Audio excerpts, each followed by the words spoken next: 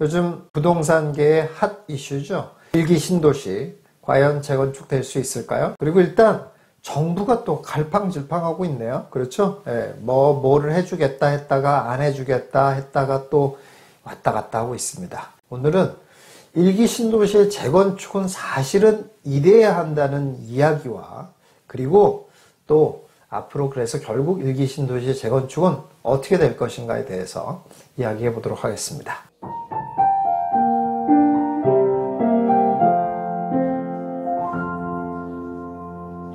재건축을 풀어주려고 하다 보니 가격이 너무 많이 오르는 것 같고, 재건축을 붙잡자니 공급에 대한 문제가 있고 라는 거지 않습니까?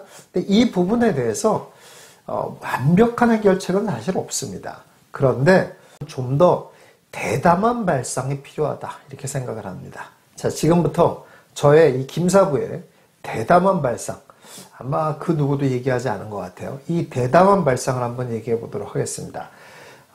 우선 저는 일기 신도시의 재건축을 빨리 진행하도록 허용해 주는 게 맞다라고 생각을 합니다. 자, 그런데 지금 정부에서 공약한 것처럼 용적률 500%까지 올리겠다라고 하는 거, 이거는 다시 생각해 봐야 된다 생각합니다. 여러분 한번 생각을 해보세요. 용적률이 갑자기 2배가 늘어나면 그 건물을 2배로 지을 수 있다라는 거잖아요. 그렇게 되면 집값이 오릅니까, 안 오릅니까? 안 오른다고 하면 바보죠. 오르는 게 너무 당연하지 않습니까? 그러면서 속도를 조절하겠다, 이게 말이 되는 소리입니까? 아니, 집값이 오르도록 해놓고서 집값을 안 오르게 하겠다, 이 자체가 말이 안 되는 거예요. 그렇기 때문에 500%를 해주지 말아야 됩니다. 500% 해주지 말고 저는 1:1 재건축 또는 지금의 용적률 선에서만 재건축할 수 있도록 해주는 게 맞다고 봅니다. 왜 그러냐면 그래야만 특혜 논란에서 벗어날 수도 있고 속도도 자연스럽게 조절되는 그런 효과를 보이게 됩니다. 그러면 당연히 이런 얘기가 나오죠. 사업성이 없다, 이런 얘기가 나오잖아요. 사업성이 없는 건 그쪽 사정이죠. 그러니까 무슨 말이냐면, 사업성이 왜 없습니까? 사업성 없다는 말은 어디서 나오는 말이에요? 사업성이 없다는 말은 재건축하려는 조합 입장에서 봤을 때 좀 한 푼도 안 들이고, 또는 돈을 하여간 최대한 조금 들이고 새 아파트 갖고 싶은데 그거는 안 된다, 이런 얘기잖아요. 그 사업성이잖아요. 그렇게 안 되겠다 생각하면 안 하는 게 맞죠. 하지 마시란 말이에요. 그런데 그게 되겠다고 하는 데부터 해라, 이거예요. 다시 말해서 정부는 어디를 어떻게 해주겠다 하지 말아야 돼요. 그게 아니라 일기 신도시 연수 찼으니까 재건축하고 싶은데 다 해. 안전진단 까다롭게 하지 않겠어. 다 해. 대신 용적률 특혜는 안 주겠어 라고 하는 게 저는 맞다고 본다, 이런 얘기입니다. 그래서 너희들 돈 내고 하는 건데 그게 잘 합의되는 데는 빨리 하고, 잘 합의가 안 되는 데는 뭐 할 수 없는 거고, 이렇게 가야지 맞는 거다라고 봅니다. 그러면 굳이 정부가 나서서 속도를 조절해야 된다, 말아야 된다, 이런 말이 나올 수도 없고, 특혜니 뭐니 이런 말이 나올 수도 없다는 거예요. 이게 정상이라, 이런 얘기예요. 그러면 또 이런 의문이 당연히 들죠. 아니, 저 양반 정말 또 뭘 모르는 소리 하네. 지금 일기 신도시 재건축을 해주는 이유가 공급이 부족해서 해주는 건데, 그러면은 1:1 재건축하거나 이러면 공급이 늘어나냔 말이야. 그 효과가 하나도 없는데 그럼 무슨 의미가 있어서 재건축을 해주냔 말이야 라고 하는 분이 분명히 있을 거예요. 이게 어마어마한 오해라는 겁니다. 여러분, 제가 문재인 정부 처음 들었을 때부터 공급 부족이다, 그런데 계속 아니래요, 공급 부족이. 왜? 그러면서 온갖 데이터들 다 대고 얘기를 했습니다. 뭐 이래서 부족하지 않다, 저래서 부족하지 않다. 그래서 제가 너무 답답해서 이런 얘기를 했습니다. 아니, 그런 우리나라 전체의 공급이 부족하다는 얘기가 아니라고, 이것들아. 그게 아니고, 사람들이 살고 싶어하는 곳에, 수도권에, 또는 교통이 좋은 곳에, 이런 곳에 공급이 부족하고, 그 공급 부족의 진짜 의미는 또 새 아파트란 말이에요. 사람들이 그만큼 생활 수준이 변하고 수준이 높아지고, 그럼으로써 새 아파트를 원하는데, 이 새 아파트의 공급이 적절한 지역에 안 이루어진다 이런 얘기예요. 그러니까 문제가 생긴다. 희소한 걸 더 희소하게 만든다. 이 공급이 문제라고 얘기를 한 거예요. 그거를 정권 끝날 때쯤 깨달아가지고 그래야 되겠구나라고 하는 이런 상황이란 말이에요, 지금. 그런데 이 본질을 거꾸로 생각하면 진짜 우리가 또 공급이 굉장히 부족했었나 봐. 빨리빨리 공급을 만들어야지 라고 하는 것도 잘못하는 거라 이런 얘기예요. 뭐라고 했어요? 공급의 본질은 뭐냐면 새 아파트의 공급이 부족한 거지 그야말로 절대적인 숫자의 공급이 부족한 게 아니라는 거예요. 그러면 1기 신도시의 재건축이 1:1 재건축이 돼가지고라도 새 아파트가 공급이 되지 않습니까? 많은 공급의 부분이 해결됩니다. 물량이 더 많이 나와야만 공급이 해결된다고 생각하는 거 큰 오산이라는 거예요. 새 아파트가 충분히 공급만 돼도 공급이 해소되는 효과를 낸다라는 얘기입니다. 그렇기 때문에 공급을 무리하게 더 늘려야 돼. 갑자기 용적률을 500%로 올려줘 가면서 무리하게 공급을 늘리려고 하는 것 자체가 사실 잘못된 발상이다 이런 얘기입니다. 그리고 또 많은 얘기 나오는 거 있지 않습니까? 예. 당연히 용적률을 이렇게 올려주면 기반시설은 어떻게 할 거며 도로는 어떻게 할 거냐 이런 얘기죠. 교통 문제, 상하수도 문제, 또 공해 문제 이런 거 어떻게 할 거냐 이런 얘기죠. 맞습니다.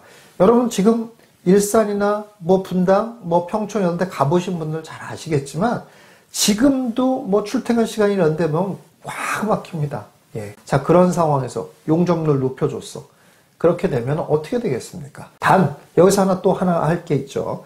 그렇지만 층수 제한은 풀어줘야 됩니다. 예. 뭐 자꾸 층수를 왜 제한하는지 그것도 또 이해가, 스카이라인?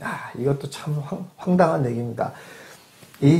뭐 어느 정권인지는 얘기를 안 하겠어요. 예. 과거 한강변에 스카이라인을 만들겠다고 35층 높이 쫙 한 거. 이게 아름다운 스카이라인입니까? 이렇게 한 줄로 쫙 돼 있는 게 이게 아름다워요? 지금 저의 뒤에 보이는 것처럼 이런 게 더 아름다운 스카이라인 아니에요? 예. 이 상황에 따라서 이 여러 개의 모양들이 있는 이런 빌딩들, 이런 높낮이가 있는 이런 모습, 이게 더 아름답죠. 어떻게 이게 일률적으로 쫙 있는 게 이게 아름답다고 생각하는 건 도대체 어느 나라의 미의 기준인지 모르겠어요. 네. 그렇습니다. 그러니까 층수 제한은 무조건 풀어줘야 돼요. 아니 같은 용적률 범위 내에서 50층을 짓든 60층을 짓든 물론 그게 경관을 많이 가리는 상황이면 서로 조정해 가면서 해야 되고 일조권을 많이 침해하는 상황이면 당연히 조정을 해가면서 해야 되겠습니다만은 어쨌거나 하여간 층수는 원칙적으로 제한하지 않는다 쪽으로 가야 됩니다. 그럼 여러분 한번 상상을 한번 해보세요. 지금의 1기 신도시의 모습이 아니라 이렇게 쫙 높은 빌딩이 올라가고 그러면서 중간중간에 뻥뻥 튀어 있고 이런 모습이 생기는 도시가 됐다고 한번 생각해 보세요. 어떻습니까? 좀 더 미래스러운, 좀 더 뭔가 좀 더 세련된 도시의 모습 같아 보일 거라고 생각하지 않습니까? 아니 우리나라가 정말로 세계 최고층도 지을 수 있는 기술력을 가진 나라인데 아니 굳이 이런 걸 안 할 이유가 뭐가 있습니까? 오히려 더 쭉쭉 올려서 또 다른 나라 사람들이 오면 보고서 야 한국은 정말 대단한 나라구나 라고 보여주는 게 더 낫지 않아요? 이렇게 가야 됩니다. 자, 지금까지는 김사부의 대담한 발상이었습니다. 자, 그런데 이렇게 된다고 예측하는 건 아니에요. 혹시 될지도 몰라서 혹시 여론이 잘 형성되거나 해서 영향을 미칠 수 있으면 하는 마음으로 제가 얘기를 한 거고요. 앞으로 1기 신도시의 가격의 방향은 어떻게 되냐. 일단은 지금 많이 올랐죠. 제가 지금이 일단 단기적인 찬스가 될 것이다 라고 제가 정규 강의 올 1월 달에 이렇게 예고도 했습니다만은 신속 통합 기획은 하지 않아야 되고, 그리고 분당 1기 신도시 재건축은 주목해 볼 필요가 있다. 그리고 지금이 단기적인 찬스가 될 것이다. 이런 얘기를 했어요. 근데 지금 계속 굉장히 거래가 멈춘 상황에서도 분당을 중심으로 해서 재건축 기대감의 가격이 많이 오르고 있지 않습니까? 자, 앞으로는 어떻게 되느냐? 일단은 제 얘기를 듣던 안 듣던 앞으로 1기 신도시, 특히 분당을 중심으로 한 1기 신도시는 가격이 지속적으로 상승할 거다라고 보여집니다. 예. 왜 그러냐면 두 가지인데 공급에 대안이 없습니다. 일기 신도시를 어쨌든 간에 하여간 활용해 먹는 방법, 이게 공급을 해소할 수 있는 거의 유일한 방법이 되고 있습니다. 두 번째는 역시 인간의 기대감 때문에 그렇습니다. 일단 이렇게 한번 말이 나왔고 정부가 공약까지 건 상황이기 때문에 된다라는 쪽에 생각을 많이 가질 수밖에 없는 그런 상황이에요. 이러한 두 가지 이유 때문에 계속 가격은 올라갈 가능성이 높다라고 보여집니다. 자, 그럼 투자자의 입장. 이제 지금 당장 무조건 일기신도시 어떻게 해서든지 사야 되느냐. 요거는 또 아닐 수도 있을 것 같아요. 지금과 같이 갈팡질팡하는 모습은 계속될 거라고 보여집니다. 그런 갈팡질팡을 통해서 가격이 일시적으로 정체하는 구간이 있을 수 있다는 걸 예측할 수 있다는 얘기입니다. 그렇게 일시적으로 가격이 꽤 정체하는 구간, 물론 이 구간이 1년씩 되거나 이러지는 않습니다.